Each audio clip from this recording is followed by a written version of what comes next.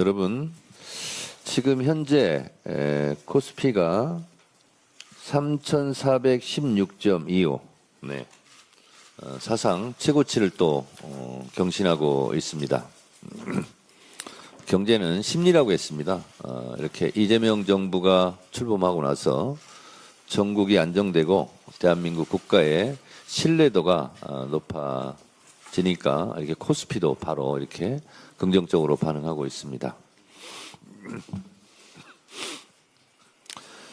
조희대 대법원장은 직에서 물러나고 서울고등법원은 공판기일을 변경해야 합니다. 조희대 대법원장은 반 이재명 정치투쟁의 선봉장이 되었습니다. 대선에서 조희대 대법원장이 이재명 후보의 최대 정적으로 부상했음을 뚜렷하게 보여주고 있지 않습니까? 이로써 대법원장의 내심의 의사가 어떠한지도 알 수 있지 않습니까? 이재명 후보 자격을 박탈할 수 있거나 적어도 유권자의 판단에 영향을 미쳐 낙선시킬 수 있다고 믿었기에 사법부의 명운을 걸고 과반 의석을 장악한 정당의 가장 유력한 대선 후보와 승부를 겨루는 거대한 모험에 나서기로 결심했을 것으로 보는 것이 합리적 추론 아닐까요? 사법부는 대법원장의 사조직이 아닙니다. 대법원장의 정치적 신념에 사법부 전체가 볼모로 동원되어서는 안 됩니다. 사법부의 정치적 중립성에 대한 해명할 수 없는 의심에 대하여 대법원장은 책임져야 합니다. 사과하고 사퇴해야 합니다. 대법원장의 개인적 정치적 일탈이 사법부 전체의 정치적 중립성에 대한 국민적 불신을 초래하고 구성원 전체의 지위를 위협하게 된 현 상황을 타개하는 방법은 내부에서 잘못을 바로잡는 길밖에 없습니다. 전국 법관 대표회의는 대법원장에 대한 사퇴 권고를 포함하여 국민적 신뢰를 회복할 방안에 대해 논의해야 합니다. 이것은 저의 주장이 아닙니다. 지난 대선에서 소위 조희대의 난, 조희대의 사법 쿠데타로 전 국민의 분노가 들끓을 때 서울중앙지법 김주옥 부장판사가 올린 조희대 사퇴 권고문 중 일부 내용이었습니다. 조희대 대법원장에 대해 민주당이 압박한다고요? 재판 독립을 해친다고요? 천만의 말씀입니다. 조희대 대법원장은 이미 법원 내부에서 신뢰를 잃었고 대법원장직을 수행할 수 없을 만큼 편향적이라는 법원 내부의 평가가 그때 있었습니다. 재판 독립, 법원의 정치적 중립은 조희대 대법원장 본인 스스로 어긴 것 아닙니까?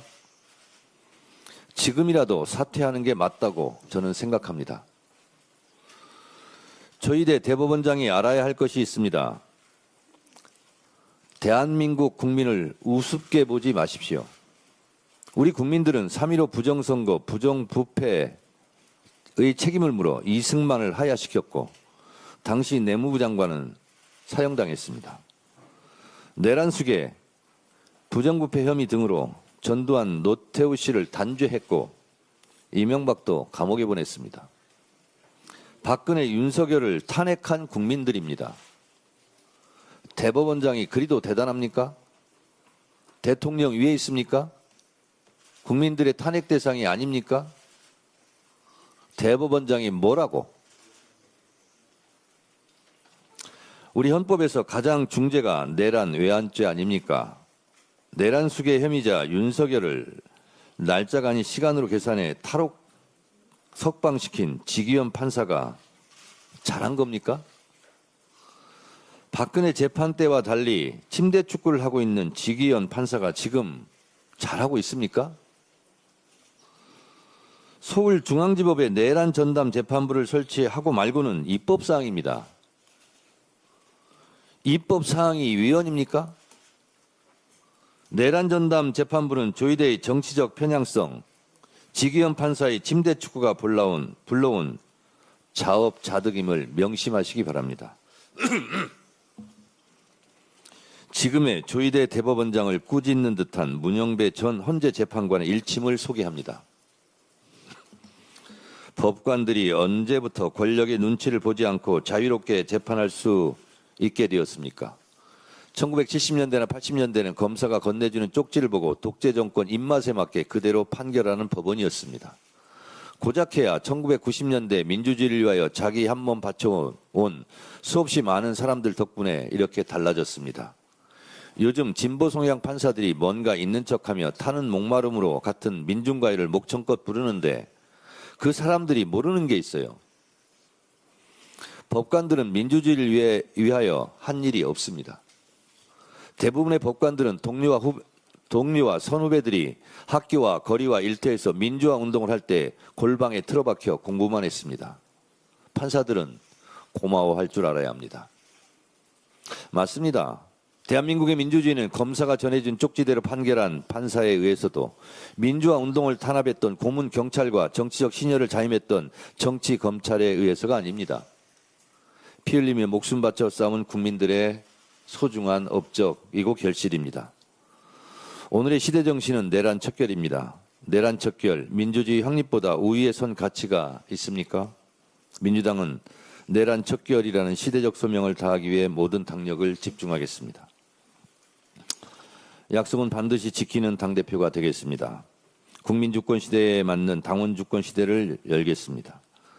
지난 6월 15일 당대표 출마선을 하며 내걸었던 저의 첫 약속입니다. 국민과 당원께 드린 그 약속들 잊지 않고 하나둘씩 실천으로 옮기고 있습니다. 나라의 주인이 국민이듯이 당의 주인은 당원입니다. 당원 주권 시대의 약속을 지키겠습니다. 1인 1표제, 전당원 투표 상설화 등 당내 민주화를 위한 걸음도 시작하겠습니다. 지난 수요일 평당원 최고위원으로 박지원 당원이 선출되었습니다.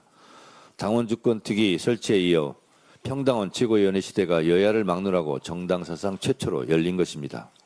오늘 개최되는 당무위원회 인준 절차를 거치면 곧바로 최고위원 임기가 시작됩니다. 진심으로 환영하고 축하합니다.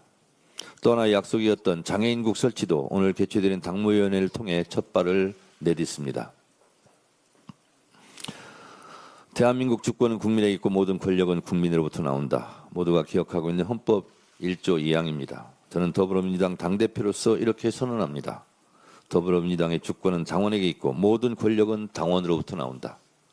전당원 투표 상설화와 당원교육 강화 등 당원 주권 시대, 당원 주권 정당을 향한 발걸음을 멈추지 않겠습니다. 한 번 한 약속은 반드시 지키는 당대표가 되겠습니다. 어제 삼청동 총리공관에서 당정대가 만났습니다. 더 소통하고 더 화합하기로 했습니다. 더 찰떡같이 뭉치고 차돌같이 더 단단하게 원팀 원보이스로 이재명 정부의 성공을 뒷받침하겠습니다. 당에서 발생한 모든 문제의 최종 책임은 당대표인 저에게 있습니다.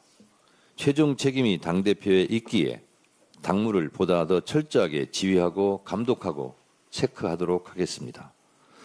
잘못된 일이 있으면 지금까지 그래왔듯이 바로 즉시 바로잡겠습니다. 중요한 당내 사항은 제가 직접 구체적으로 일일이 점검하고 챙기겠습니다.